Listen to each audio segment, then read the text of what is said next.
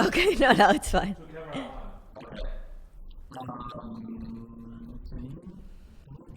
Okay, so everything's on video too. Okay.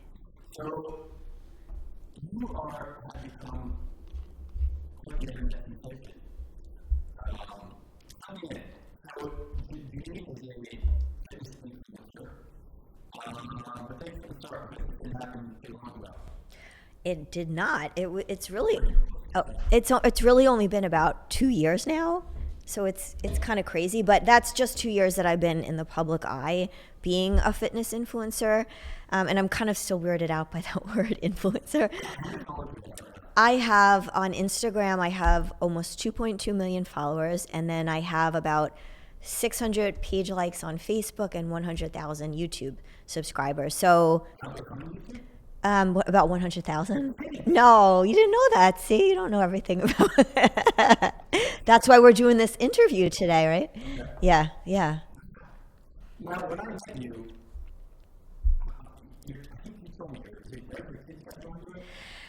Yeah, so basically what happened was before I went into this whole area, I was always very, very private, believe it or not. I did not even have a Facebook page, which most people of my age have a Facebook page. And I had no interest in posting where I was vacationing or what kind of food I was eating. Just kept to myself and go about my life.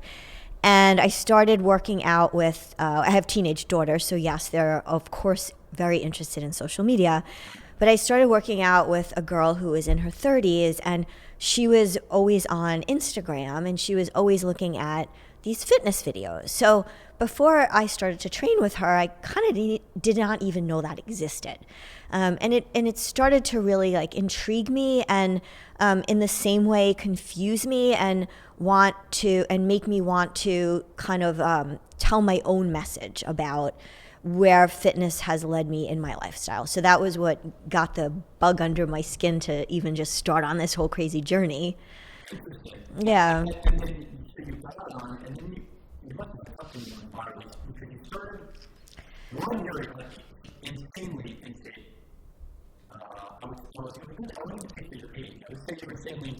Thank you.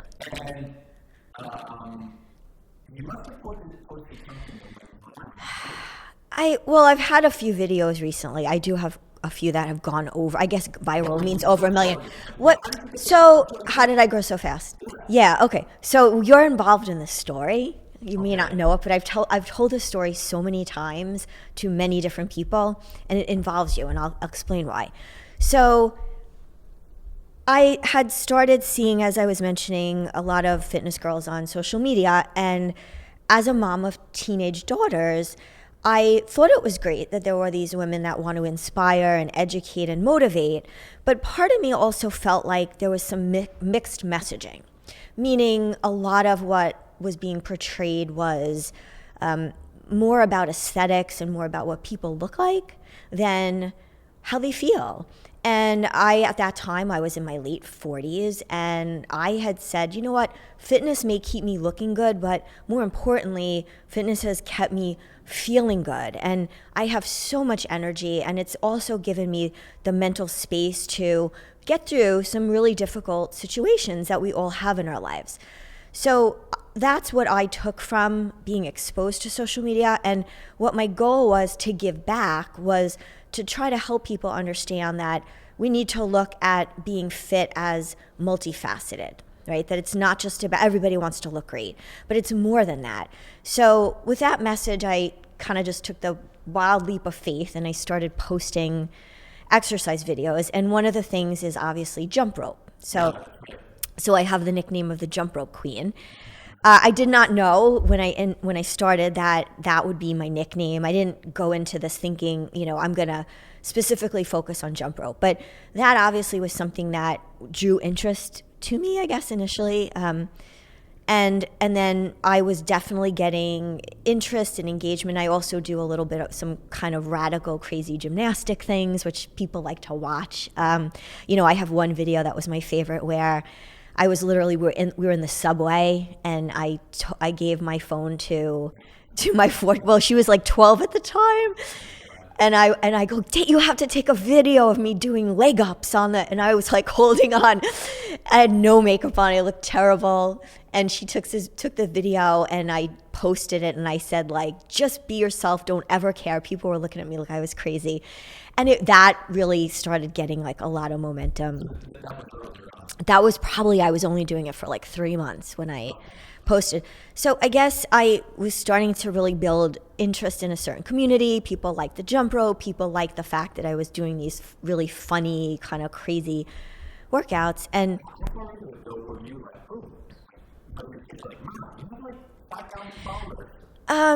well, it's funny.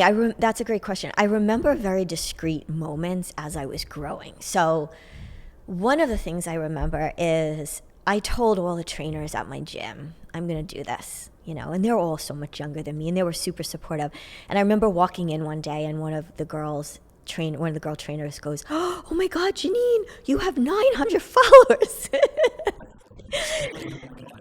She thought that was crazy. And then she starts telling me, you have to do shout outs and you have to tag. And I'm like, what is all that stuff? Like, I have no idea. I don't know how to do any of this. But I think what happened was, and I think what a big turning point for me was in the growth that I've seen is one day we were shooting together, right? And you're the first person I worked with as a photographer. I think it was like our second shoot. And I think I had like 100,000 followers. And I don't know if you remember this. I'll tell you the story and then you can tell me if you remember it. But I remember you're like, wow, Janine, when I first met you, you had 20,000 and now you have 100,000 and this is great. And we started to talk and I said to you, it's weird because I haven't really told much about myself personally. I've just been posting the videos and I feel like people don't even know much about me. And then you asked me my age. And then when I told you my age, you're like, hey, Janine, how old are you, by the way? Exactly. And good thing you didn't ask me my age and how much I weighed. That would have been really bad. But no, hey, listen, I'm proud of, I brag about both. Right. I know. I'm not exactly shy about my age. So, but when I told you my age, you were like, you need to tell people that. Do you remember saying that to me? Yeah. Yeah. And I was, skeptical. I thought like, wow, if I say my age, are people going to think that's weird? Are they going to look at me different? And you said, that's what you have to say. You have to tell people, you have to just be yourself. And that was honestly the best advice. Like somebody going into social media and being so vulnerable, but being able to take that leap of faith and say, I'm just going to be myself. And you gave me that confidence, and I really appreciate it. Well, that's nice to hear. It's easier said than done, though. I'll say that because it's one thing to say it, but when you click post, just yeah. Followers, Mm-hmm. then you know at least whatever you post, at least over 100,000 people know what you put out there. Yeah. I mean, you must think twice before you can't just like whip out your phone and or maybe you do, I don't know. You're supposed to anything. So like whatever you put out there, I would assume requires a lot of, you can't take it back. Once it's out there, if you regret it, it goes quick. Right.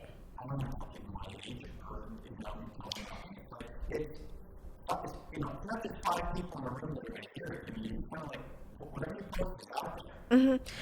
Yeah, it's a very different way of living and one that is very unfamiliar to me, and I'm getting used to it. But yes, your life is kind of public knowledge at that point. And it's not just thinking about how you're portraying yourself necessarily, but one of the things I think about a lot when I post content is how are other people perceiving it.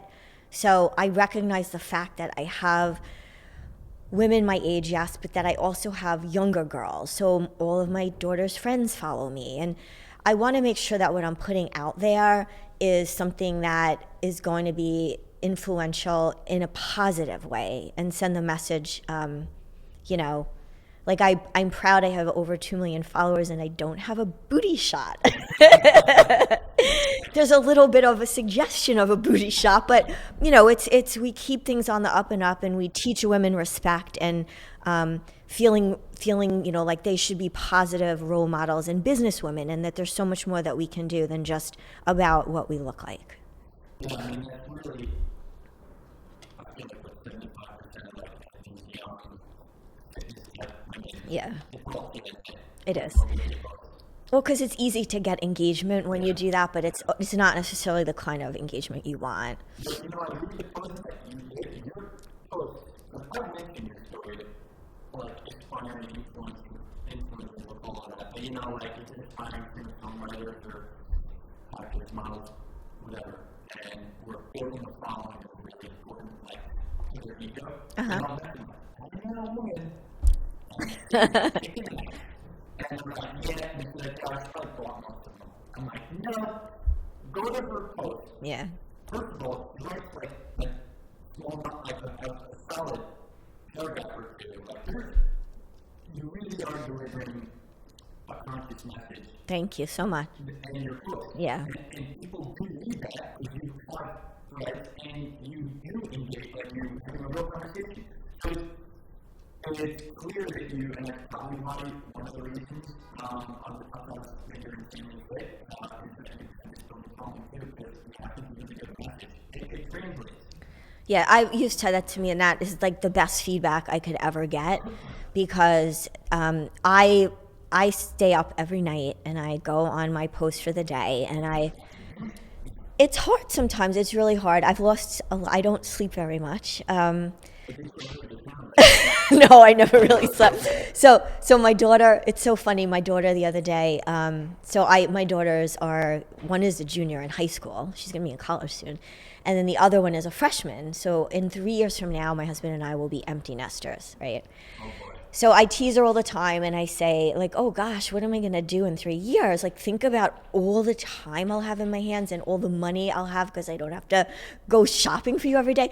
And this is what she said to me. She just said this to me like 2 days ago. She goes, Mommy, she goes, you'll be bored for all about 1 day, and then you'll find your next project.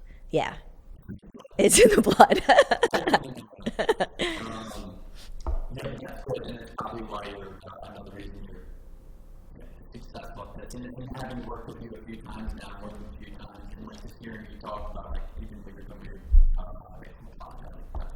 Yeah. You have it in your head to do something, you're getting it done. It's just how you operate. Right. I mean, I'm that type of person. I want to be successful, and I'm not always successful. But when I'm not, I learn to kind of change my direction or move on.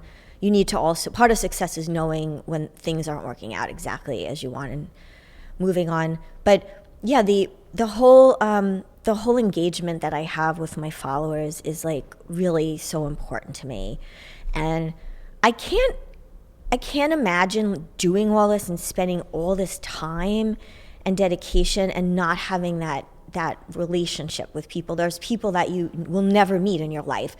They're oceans away, but it's such a cool feeling. Like, I have people that have been following me from day one. I have one man that he has not missed commenting on my post from 2 years ago, like every single day. His name is Graham. I don't know if he's listening, but every day he's commented, and I have a woman somewhere in Europe that she's been following me from day one, and I've seen videos. I go on other people's pages. To me, this is about an interaction, and I really think that people who enjoy following me enjoy that because they know that the largest part of why I do this is because it gives me back something too.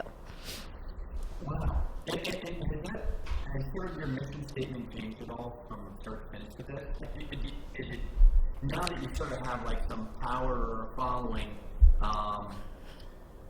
like where do you take it? I'm sure you're getting offers which may influence it, but as far as like what you're able to do with your following, Yeah, that's a great question. I mean, this whole process has been a journey for me, and it's been a learning adventure. And the things I thought maybe were important to me early on have kind of changed somewhat as I get feedback from people, as I learn in general what people respond to. I guess the biggest thing that's changed is just the fact that I'm like more and more willing to just be vulnerable, because I believe that's what people really like to see. Like, I'll give you a perfect example. Because we can talk about, I have a whole other job. Most people don't even know that, but I work a full-time corporate job. So it's difficult for me to just like do a live video or take random stories because I have so many things going on. But the other day, I did a live video for a new exercise sponsor, something I've been using myself for a few years. I really like the equipment. And I did a live video, and I was shocked at, like, I get good story views, but the live was, I had like 5 times as many views on the live. Yeah, isn't that weird? And I was trying to figure out why. Well, yeah, you think it'd be less, right? Like, less people build immediately. It was like a 20-minute live. No, after the fact. So right. So, but still, if you have a story up for 24 hours, the live views within the same time period were 5 times as big as my stories. So, well, say for example, I get 200,000 views on my stories. Okay, I had probably 800,000 views on my live. It was an insane amount, and I couldn't understand why. But this is what I equate it to. I think people like that because they just see me being me. It's just, I was just talking, my dogs, like I was in the kitchen and my dogs came up and they were licking my face, and yeah. It's like a bird's eye view instead of your Right. Yeah, Right. that is more interesting than like the polished version. I even noticed it on a much more scale than you too. Posting in finished work typically gets less likes than just behind the scenes. Is that true? Yeah, I believe it. I think it's just more real, it's more interesting. Yeah. I just get to sprinkle a little of each. But that's the biggest like transformation I've had in kind of just my messaging, which is when you first start, you're a little bit more skeptical about what you're going to post. You're more self-conscious for sure. But then as you grow and you start to get good feedback, you just start to realize, like, I'm just going to be myself. And so that's what I've been doing, and that's been really, it's enjoyable, and people have really responded to it. Yeah, I was wondering that too. Like, as you move forward, do you have to become more calculated? Does it become more stressed every time you hit the post button? Or do you get to a point where it's like, well, this is what I'm going to post, this is what you build that confidence where you're not stressing about what you're posting. I mean, yeah. It goes from fun to there's a business side of it now. Sure. Right? Mm-hmm. There's like, I suppose you have to be conscious of that too. I'm going to put out there. Right. So in some ways it's easier, and in some ways it's more difficult. So the easier part is that you know who you are, and how you want to represent yourself. You're no longer testing waters. You build more confidence. It's just human nature, and so that becomes a lot easier. The more challenging part is that this has obviously turned into a business for me. I spend a lot of time on my content, and I spend a lot of time working with brands that I really love. So one of the things I always like to explain to people is, when, like you were saying, you have some clients that want to grow their following, is I think people need to be really mindful of what their long-term goal is and how they're planning to present themselves as a brand, and making sure that they're not just jumping the gun and accepting sponsorships or endorsements from companies that they honestly won't use. Mm-hmm. And that's not an easy thing for people to do, because you constantly get emails or calls. Here's a couple $100 and, post this or post that. And I really, for the first year of doing this, I just promised myself I would refrain from any sort of sponsorships. I just kept saying no. And the reason is that I just didn't want to be tempted or confuse followers. I wanted to make sure that I was actually endorsing companies that I truly use myself. And it's worked out super great for me, because if you look at the companies I endorse, every single one of those companies I've been a fan of for years. Like Quest Nutrition, I've been eating their protein bars for how many years? I actually reached out to them, and now we've been working together for 1.5 years. I was in the city today, and I filmed some content for Red Door Spa and Salon, which was created by Elizabeth Arden in 1910. And that was the first place that my mom took me to when I was a young girl, and we had our special day out in the city. So, that's something that I think becomes a little more difficult to manage as you get bigger, because now you have to work with brands and their content, and you need to make sure that what they want is going to align with what you represent, so then the business end obviously adds a layer of complexity to it. Do you have a man, like, do you have an agent or a manager you want? Do you get assistance for this? Like, at what point Yeah. is it really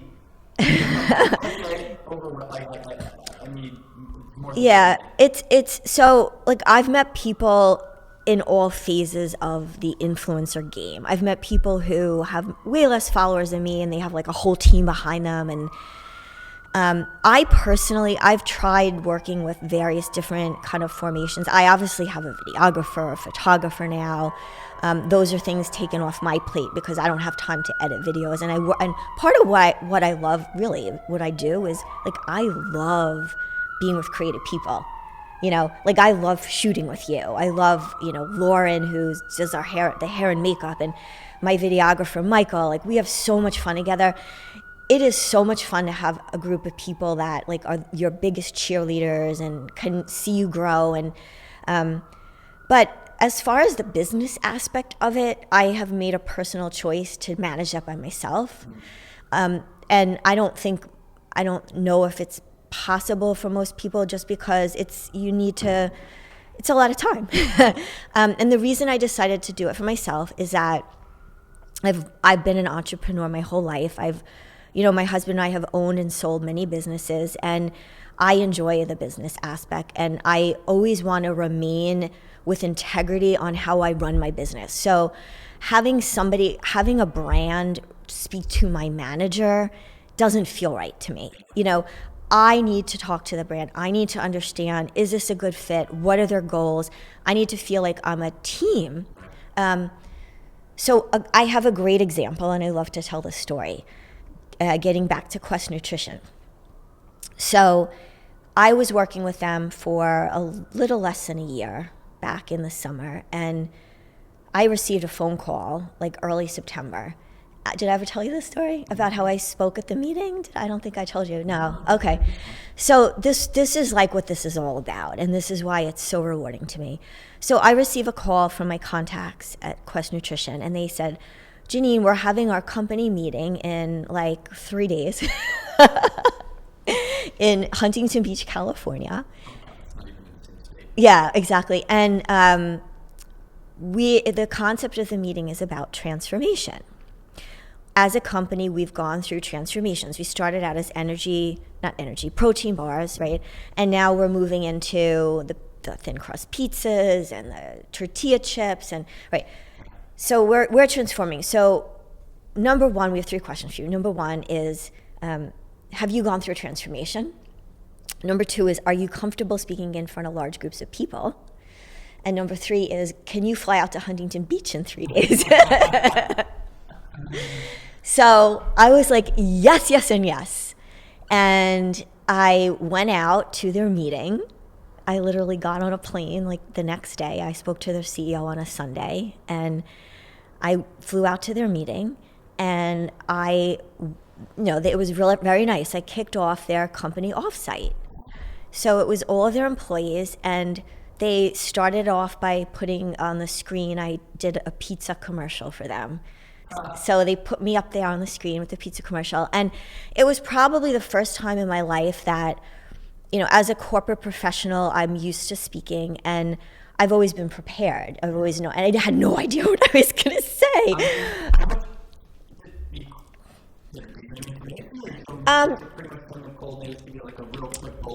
It was pretty much, our company loves you, Janine. We know you're a huge client of ours for years, even before social media. Like, come and talk to them about your transformation in life. So I got up there and I just started to speak from my heart. It was very unrehearsed. It was very candid. And it was the most rewarding feeling I could see people's faces. And after I spoke, people came over to me and said, we could totally relate, Janine. I remember when I had my kids and I had food splattered all over my PJs and I felt like a train wreck. And, it's so great to hear you say, like, you've done that and you've experienced that and how you brought yourself back into a state of being healthy. And yeah. That's the other thing too. It's not like you don't get a job in a life and you just live in the gym and like 50 years of social social media. It would be very nice, but no, I have. And do you work? You have like you work a full time job. Yeah. You have a very real lifestyle. Yes. And yet you still manage to make the time to do this. Yes. And yeah, like you really walk the talk, which is I feel like it's not too common on, especially in the fitness sector too. And one of the things I wish I could do more of, and I'll figure out a way to make this work out, but I don't think many people realize that about me. I think they see, wow, she's got all these followers and she works with all these brands and this is what she must do all day. And that is not my life at all. I would love to dedicate 100% to, motivating, creating content. It's so much fun, but I have a job and I have responsibilities, and what I would love to do more of, and I just have to figure out a way to kind of integrate, is I love to be able to share more about that. So, when I go on business trips, I think it would be great for people to see that I'm not always 100% on point. I eat hotel food. Yes, unfortunately, sometimes I have no choice. Sometimes I have to miss workouts. But that's kind of why this has all worked for me and why I feel like the message I send is important, because at some point I bring myself back to I need to take care of myself and just kind of reprioritizing, when you need to juggle your responsibilities so that you don't become that 60-year-old woman that is, working a desk job and doesn't feel good about herself and has no energy. And that's a constant struggle in my life, but it's one that it's very important for me to stay ahead of. I think you're hitting the nail on the head. Like what you're all about, and how you're translating it, I think it comes through. Does it? Okay, good. I'm glad. And having worked with you, that's like so immediately apparent. Like you've got the energy of a healthy 16-year-old, and you're just like vibrant and like you have a go-getter mentality, and you're the activist behind it all, clearly. Well, it's such a joy to also be able to share my story because, there's only it's nice to be on podcasts. I'm so glad that you included me in your list of interesting people. It's nice to be able to express other than what people see just through pictures and, videos without speaking in it. Oh, I think it's so interesting. And again, I think, really, now that I'm thinking this out loud, what's the purpose of this podcast? Me doing the podcast, and really it's people of interest. But I think the people of interest are really like inspirational type people. I would not have a whole lot of an interest to have a top 21-year-old Instagrammer that has 5 million. Like, what does he really have to say? I'm hot. Okay. Like, what else we got going on? So, you have much more, you really are bringing movement that you're trying to do, and it's inspirational for other people. Like you're bringing a positive influence and impact on other people, and I think that's much more interesting and really important too. Because Instagram is such a me. It could be very narcissistic, yeah. It could be so easily go down that rabbit hole, just like look at me. Yeah. Which is, I feel like what a lot of that content is. We talk about that if we ever get. I always go, me and Lamar actually ever get. It's like the me thing. Yeah. But you're turning that into something positive, which is great. And it's so obvious. Like talking with you, reading your posts, seeing your posts, like okay, see, really, like there's more to it than just like look at my pictures. Yeah, I'm really glad to hear that because I put so much thought and effort into kind of the messaging that I want to send, and it's really nice also as the mom of teenagers, right, who are like in the thick of all of that narcissism, and Your kids compare their Instagram your kids like that, Well, okay, so my older daughter is very she doesn't like to be in the public eye. She doesn't really I never tag her. She doesn't want me to tag her. My little one is completely opposite. She'll grab my phone and make up stories and on my phone and post them and tag herself. But let me tell you, she's adorable and she should be doing that because she has this contagious energy. But that said, so my older daughter, it's it's amazing as a mom because I always say like we're parents for the, you know this, so you have 2 little babies now, right? Okay, so I'll tell you a really funny story. I was walking with my daughter, I'll never forget this, and she was 5 years old when we were walking, my older daughter, we were walking to the bus stop, okay? And I was telling her about something and just explaining something, I can't remember what it was, something in life, and she goes, Mommy, how are you so smart? How do you know all this stuff? And so I just made a joke to her and I said, because when you become a mommy, they give you the mommy manual. No, I said, they give you the manual. And she goes, oh, Daddy did not read that. Yeah. It was so cute. But it was really cute. But what happens is,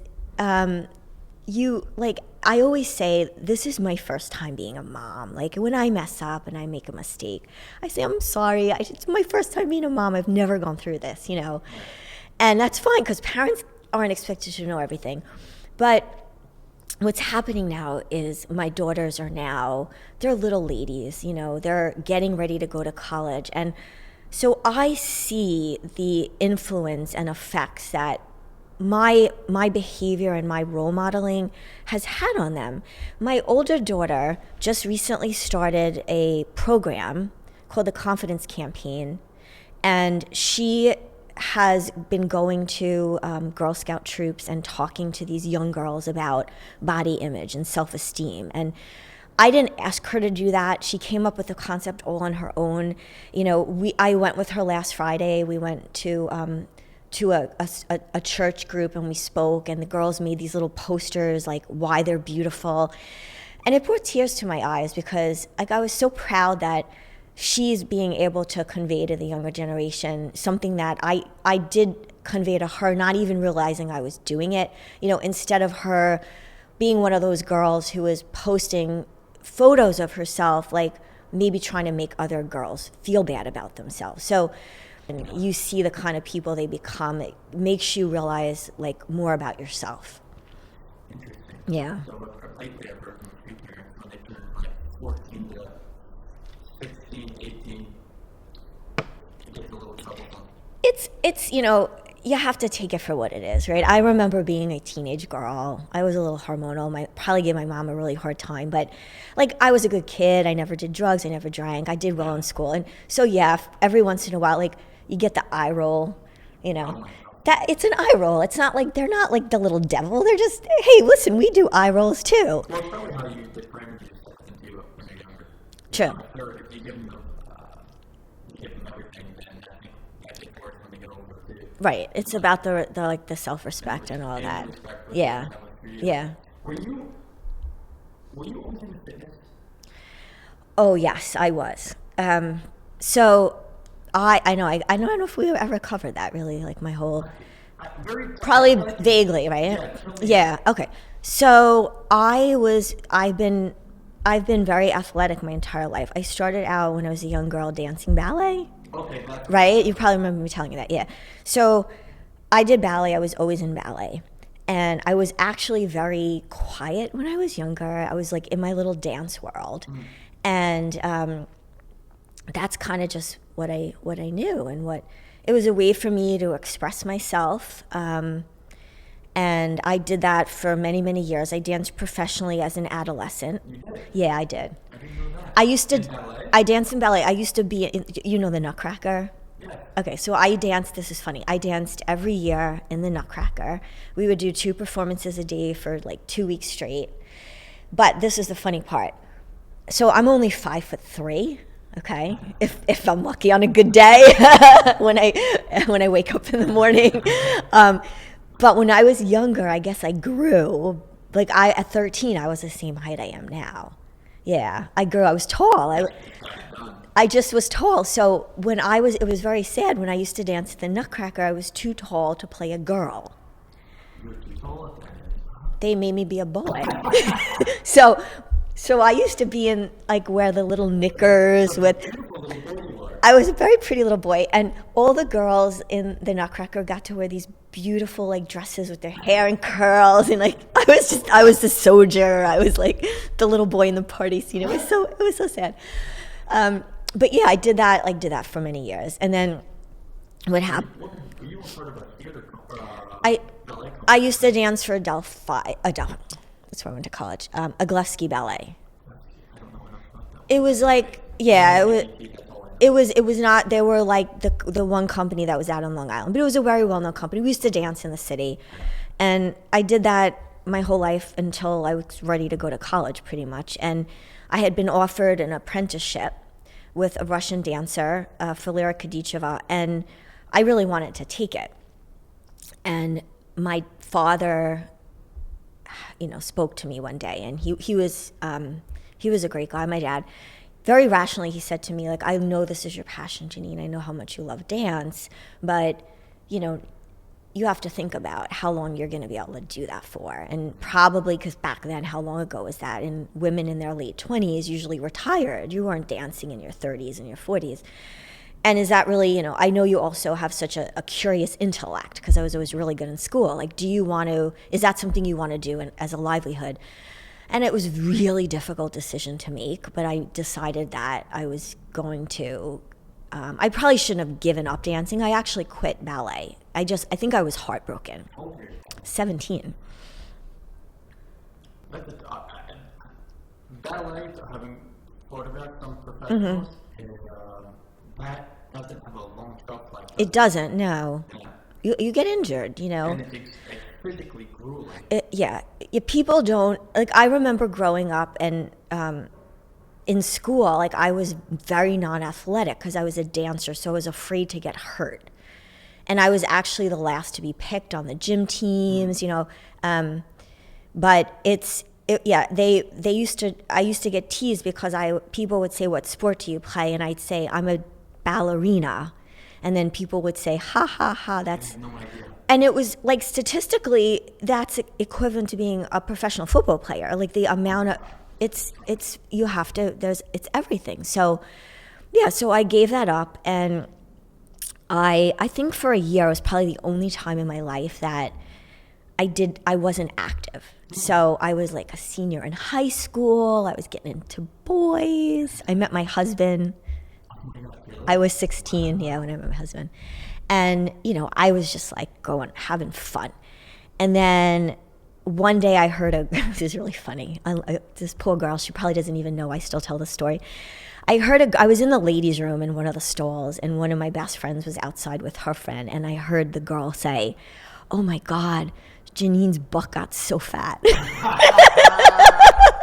And it wasn't even like, believe me, it was not even, I just stopped dancing, so I got a little soft, but I still looked good, And she was, right, but you know what, she did me a huge favor, because I heard that, and I was like, oh, no way, man, I'm getting, it hurt, it was like a knife, so I said, all right, that's it. So I actually got a job at Lucille Roberts back in the 80s, right, and I used to teach aerobics.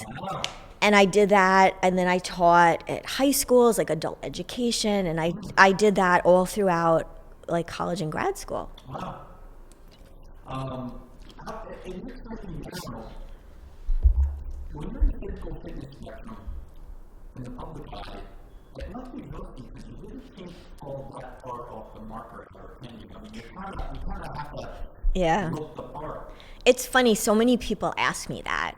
They say, don't you feel pressure now because you're always on video and film? And so I haven't really felt that, honestly.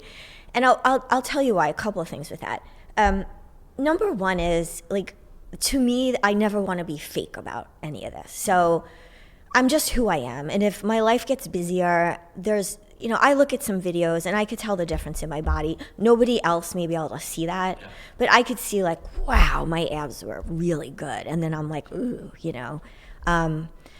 what happened, it was a little difficult for me, honestly, this past fall, because I don't normally have to travel that frequently for work. And I was on a client where I was going twice a month for, like, every other week, Monday through Thursday, I had to travel to see. And that was really hard because I have my teenagers at home. Thankfully, my husband was being really helpful and cooking and driving them. But it was really the first time in my life that I felt like I was getting older and I wasn't able to take care of myself. And that was the worst feeling in the world. Like, I would get to the hotel at night and I'd want to go to the gym, and I was tired, and, I could feel myself, like, not that I was necessarily gaining weight, but I just didn't feel good. And I made a commitment to myself, which it was a good thing that happened, because it's kind of like practice what you preach, right? So I recognize the fact that people who are fortunate enough to have lifestyles where they can spend a lot of time on themselves, it's a little easier for those people to stay in shape. I was a product of that not happening. I was working a lot, and I had to take a step back after the holidays and say, okay, Janine, you need to do what you tell your followers. Like, you're starting to get to be that person with the desk job who is being not active, and you need to force yourself. And even I had to do that. I had to make a commitment. I start going back to the gym. I stopped giving myself excuses. I feel so good right now. It took me about 6 to 8 weeks. Like, I feel back to myself again. And I just don't ever want that to happen again. Yeah, it's good to hear that too. Because again, people think like you're this freak that like only can like you don't have your off days, and like nope. You got six-pack abs. But that does happen. Like, I mean, people are human. Exactly. And unless you're living, you have the luxury of, like you said, like living in the gym, you really don't have any responsibilities. Like, what happens? Like, there's times where you can't train, or you're going to go off diet, or your schedule's so busy, then you have to get back on. Yes, and I think it's also part of that. What's so important about that is that I think that people fall short of their goals because they're not so accepting about not having things work out exactly the way they want. So, I didn't get to the gym this week, so why should I even go next week? Or I blew my diet on Saturday, so why should I even try to eat good again on Monday? And part of what I try to kind of explain and share with people is that life is long. You can't be perfect all the time. That's okay. Well, yeah, I never thought of it that way. Yeah. Well, yeah. No, that's okay. Like, you have, like, don't give up. Like, you have a long time. Look, I'm gonna be 50 years old. Like, I thought, I'm not gonna sit there and say I'm gonna be 50. I'm over the hill. I can't do this. I can't do that. I'm like, no, I know so much more than I did when I was in my 20s. I feel good, and I'm going to take advantage of every opportunity. So I always try to tell people, like, don't feel like if you messed up that it means that you're done with. It just means you had a little setback. That's a great outlook. I don't know if I've ever heard anyone say like this. I'll be the first. What a good perspective. Yeah. I mean, you have plenty of chances. Yep. Yeah. And look, I think it's important that you're trying. Yeah, that's the most important thing, exactly. If you fall off the mark, you honestly get back on, and you just don't quit.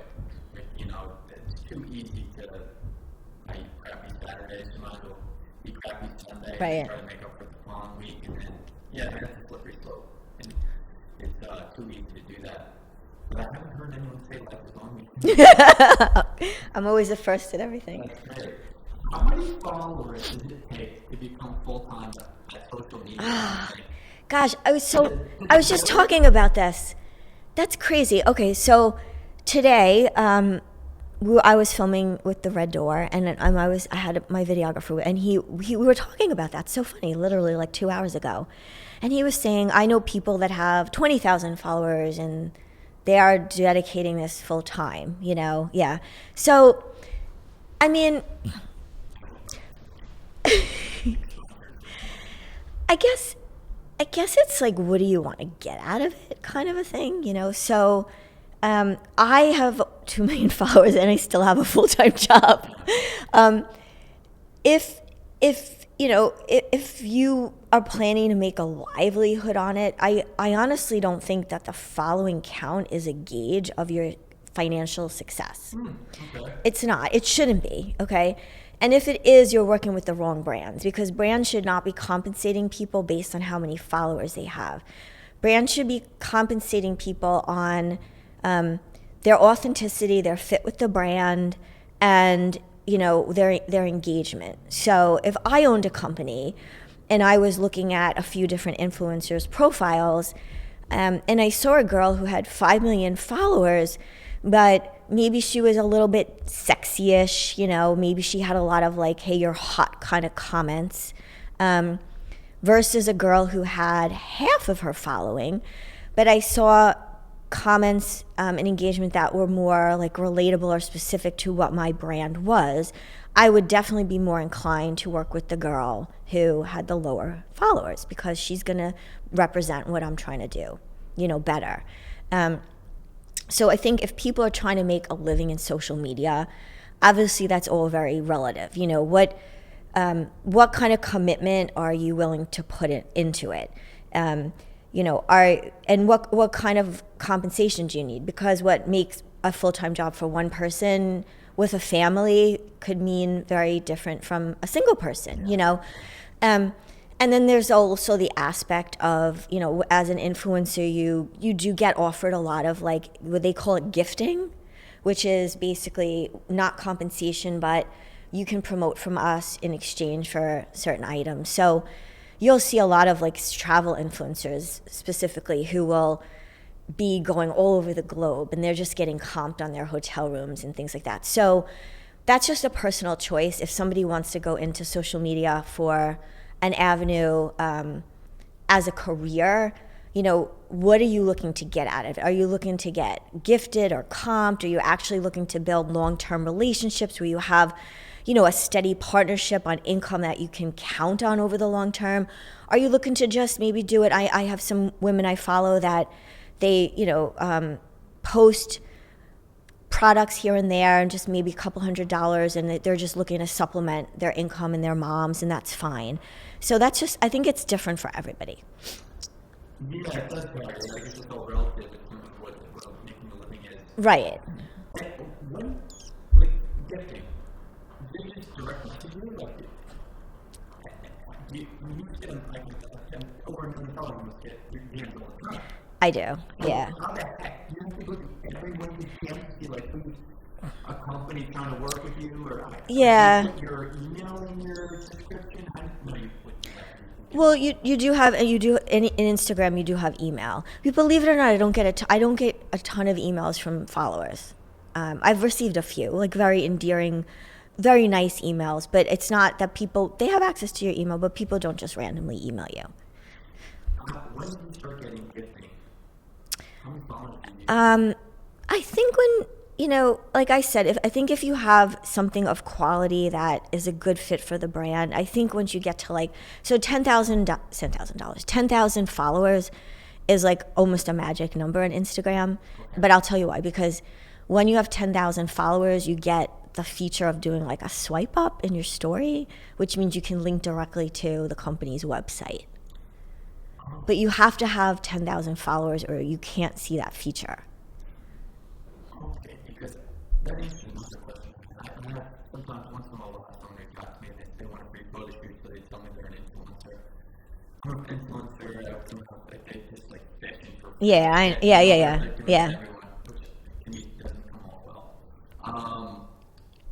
But then I only have like 11,000. I'm like, really? Is that an influencer? Right. I guess technically maybe that's the turning point. Maybe that's when they feel like at liberty to say to you. Yeah. It's interesting. Yeah, it is. I have another question for you. Well, I will tell you this. My daughters steal everything I get free.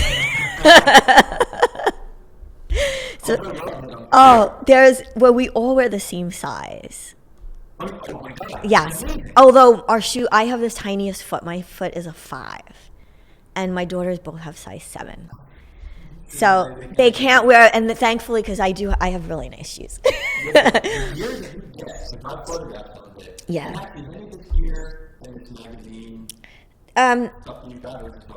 No, so the cover photo, so this is, I'm so excited about this. I've been on the cover of a few magazines. The most recent one was Hers magazine for Mother's Day, and not Mother's Day, for Valentine's Day, and my daughters and I were on the magazine together. That's special.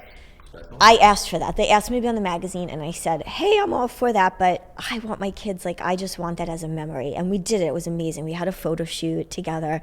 So this is a special magazine because it's really my first major cover and feature. So not only am I on the cover, and interestingly enough, this outfit, which is not leather, it looks like it's leather, but it's spandex. I received this outfit from a very lovely girl. Her name is Allegra Paris. And I met her in New York City in January during a Quest Nutrition meetup. So she was at the event, and she came over, and she said to me, like very coyly, she was like a little shy to ask me, can I give you some apparel? And I'm like, of course you can give me apparel. Not only can you give me apparel, but your apparel is so dynamite that I'm going to wear it in my cover shoot. And they say her name in here. Really? Yeah, they have in one of these photos. I made sure I like to give everybody outfit credit Allegra Paris. Wow. Yeah, I mean, it's just awesome. This is just a cool. I'll end up taking pictures and like transitioning them in so people can actually get a better view of them. It's just for your first big spread. I mean, you have pages and articles and an interview. Well, so I know this is like all about me, but I'm going to take a minute now to give a little credit to you also, because I want to share with anyone listening to the podcast how you have helped me in this industry as my first photographer. Can I do that? Okay. No, seriously. So it's like, this is another thing getting back to being an influencer. I always use the quotation marks because I still think it's a weird word. But being in the public eye, right? It's like, it's so important to be yourself. And when I first met you and we first started doing photos, I was not feeling comfortable myself. Like, I was a bodybuilder doing competition. I was very posy. Yeah, I was like, You were good at posing though. Well, you said that, but I don't think I was. I think in the beginning I was like I was okay. I was like probably better than most novices, but I was still not. Like, I'm better today, and I still have more improvement. So I love these photos, and you took a lot of these photos, and why I love them is, like, I think that I've come out of my shell, and like I've learned through you and a couple other photographers I work with that, like, the best photos are when you're just being yourself. And I tell people that all the time, like, don't feel like you worked out hard for your body to look the way it is right now. You don't have to like put the flex on for the photo. You did all the work. And even as far as smiling, like, so many people have difficulty smiling, right? Because it's like a forest and they're gritting their teeth. And you had said to me, and I tell this story all the time too, like, Sean said, who's this Sean guy? Sean said, like, just laugh out loud, like, go ha ha. Yeah. And I do that, to this day. I'm like, oh, and sometimes it's kind of embarrassing because I like catch myself like hee, like, as I'm taking a picture. But so I'm really proud of this magazine and this spread because I think it really represents like me growing as a person in my own skin and feeling comfortable in front of the camera and feeling comfortable with my imperfections and like knowing, like, in some pictures, I have a little bit of like little belly roll there that comes out, but whatever, that's me. Like, nobody's perfect all the time. But I love that, and I'm so glad that you and some of the other people I work with help me to build that confidence. Oh, I mean, you're fun to be around. I mean, that's one of the reasons you sit down with me too. You're good energy. You're like good positive energy. You're bringing something positive that sheds light on what inspires other people to sort of improve on where they are, or like pick themselves up and like, oh, I can do that. You have that charisma about you, and I like being around people like that. Mm-hmm. Like proactive people. Yeah, it's good. There's too many haters in this world. There is, and it's easy to do that. It's easy to make excuses not to do things. Sure. And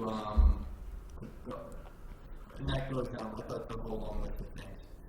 But you're not like that.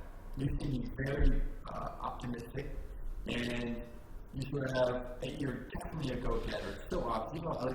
Whenever I talk to you, even when you come in, you've got notes, you're so prepared, you bring structure. And that's another big thing too. You're very structured with your posts too, aren't you? I am, yeah. If you run it like a business. I run it like a business. I mean, part of it is that because I am so busy. So, like I have brands that it's difficult when you're doing this and you need to plan things, because I think a lot of brands are used to people just kind of doing things on the whim, right? It's like, I'm an influencer, this is my life. Oh yeah, just send me an email and tomorrow I'm going to be able to post a story or take this photo. So unfortunately, I don't have as much flexibility as other people, but that's okay because the people I like to work with are usually very like organized and structured, and I can be flexible, and I am a lot too. But a lot of what I do is like planned out, and I want to add variety, so I'm not posting the same thing all the time. And there's like a little bit of lifestyle, a little bit of fitness, some of my family, so that really is relatable to everybody. Wow. Yeah. The gentleman I was speaking to earlier was totally different business. He's more into marketing and all. And just about failure and success. And the common thread I hear with everyone that's successful at what they're doing, and this is great because you're on the other end of it. Like everyone brings a business, like they all bring business structure to what they're doing, and they plan it out. Right. Because you can't just wing it. You can wing it for so long. In the beginning, you can wing it. Right. But then you'll hit a wall pretty soon. And what you're doing now too, like, you have to because it is a business, Right. So what's going to work for you moving forward? Like, are you going to do any sort of fitness videos and sell that, like your own workout videos? Or are you going to do you want to write a book, or do you want to host your own TV show, or what? Like, what's on the wish list here? So every day is an adventure. I don't know what the next day is going to bring. I mean, right now, I feel like I have to just keep on doing what I'm doing because I have some other personal priorities. My daughter is going into college. We're doing a huge project on our house and basically reconstructed our whole house. So I'm going to try to kind of reprioritize like my next strategy with this right now because I just don't feel like I have the headspace to think about what I want to do. That said, I love the momentum I'm on right now. I love all the partnerships I'm working with, all the people, the creative aspect. Like I want to just have fun. The weather's getting nice. I want to have photos outside.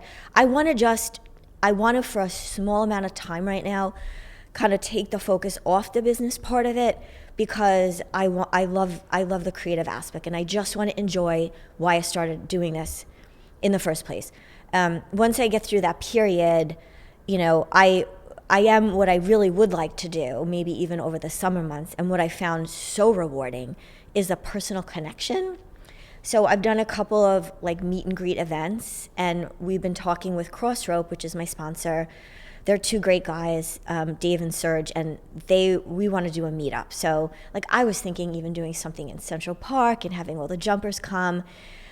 What I want to focus on more is just continuing to have like that relationship building because that's really what the most rewarding thing is at the end of the day. I have another really amazing story.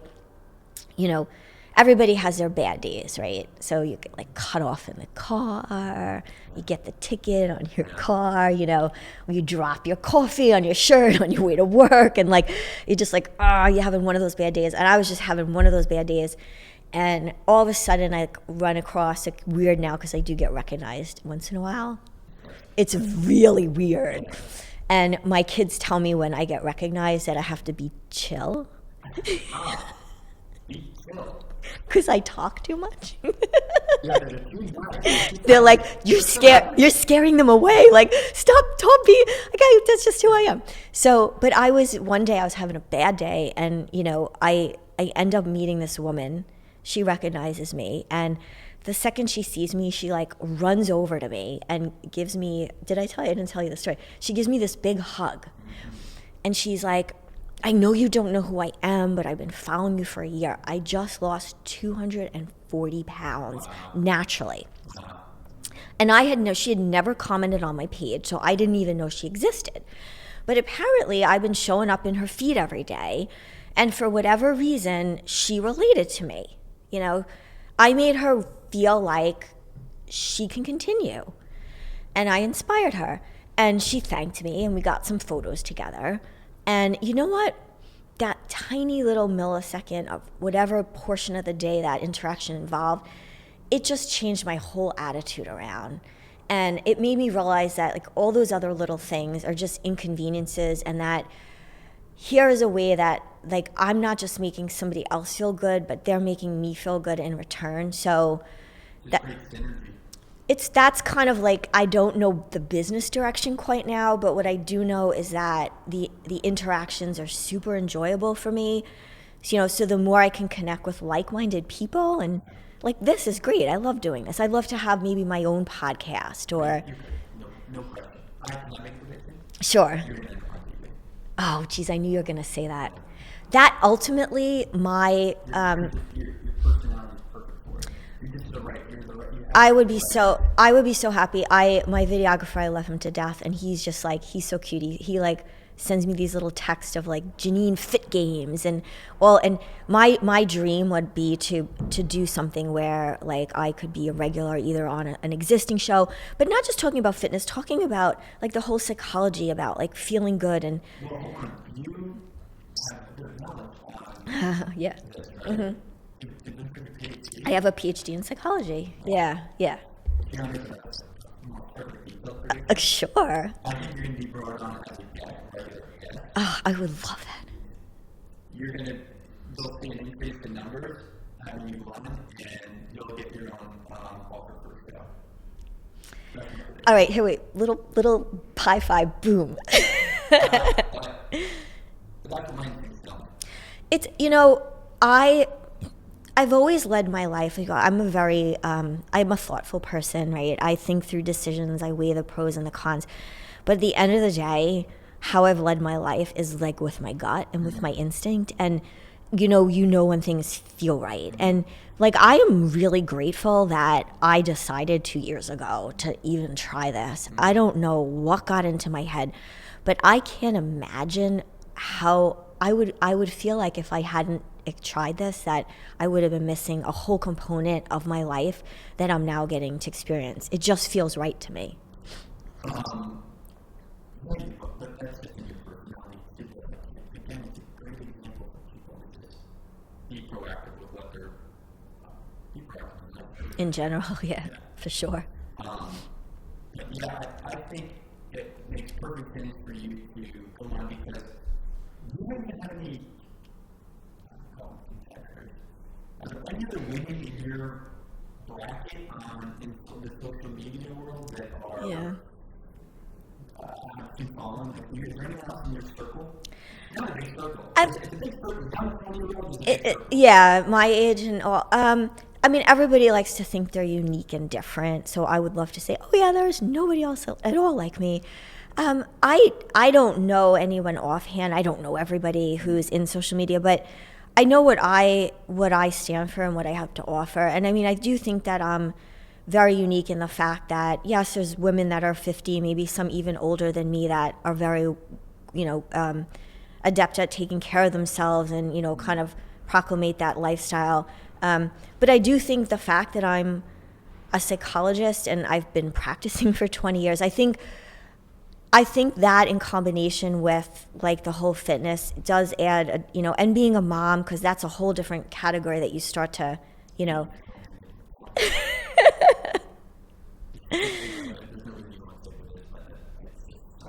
That would be great. I mean, that would be a dream come true. I think you are a unique entity with your credentials and physical appearance, coupled and paired with your PhD in it, in psychology. I mean, like that. Making me feel so good. But I think it's very obvious to me. I think that's the natural progression. I would love that. And I would try it when I have the headspace to kind of get out there more and to try to do something like that. I'm going to definitely take advantage of it. Yeah. Yeah. There's no reason why you shouldn't. Yeah. There's no reason why you shouldn't. We're going to run out of here. We can get 128 gigabytes. Is there anything you need to, or you'd like to, coming up, want to plug or anything like that? What's your website? So, I mean, my website, you can find everything related to me on my website. So it's just my name, JanineDelaney.com. And then Instagram.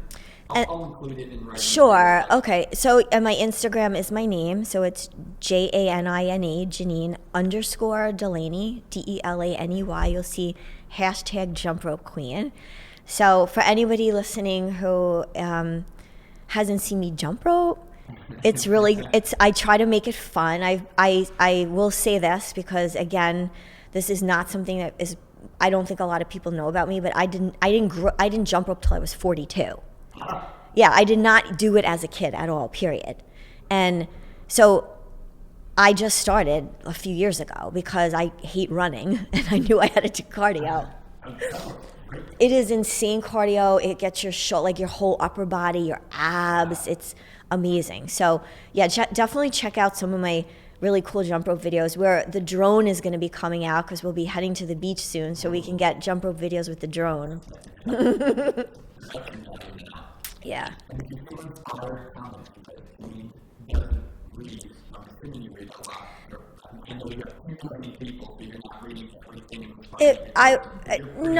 I'm pretty, especially like I've done a few. I've speaking about TV. I did a guest appearance on Good Day New York, which was really cool. It's the first time I saw myself on TV, and that was really neat. And I've done like Sirius XM radio, and I do get people who will like message me and say, I heard you on Sirius. And so if you're listening and Sean's podcast and you want to say hi to me, you can message me directly through Instagram. Just put like, I heard you on Sean's podcast, and I'll look at that a little different than like, hey babe.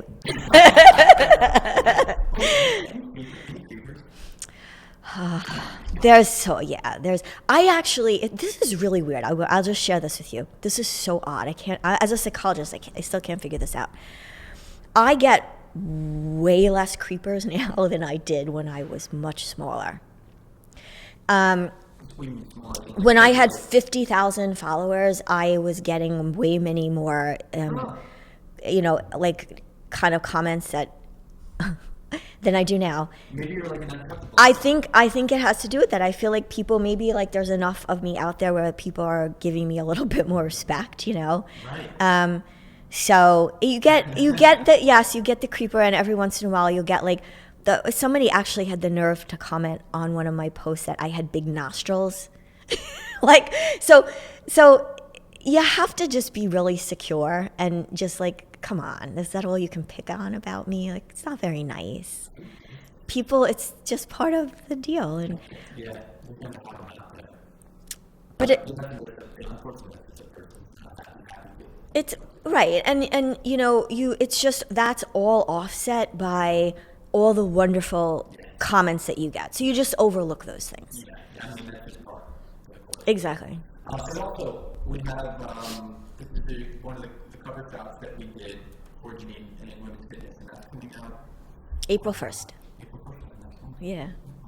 It's digital and print, so. Amazing. So it's like that. I will put a link in the video description for all that. Very exciting. Janine, I had no idea that I might do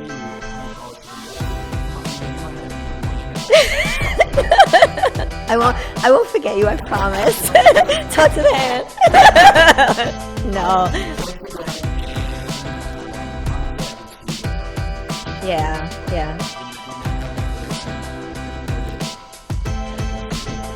That's cool. I hope so. Thanks, Sean.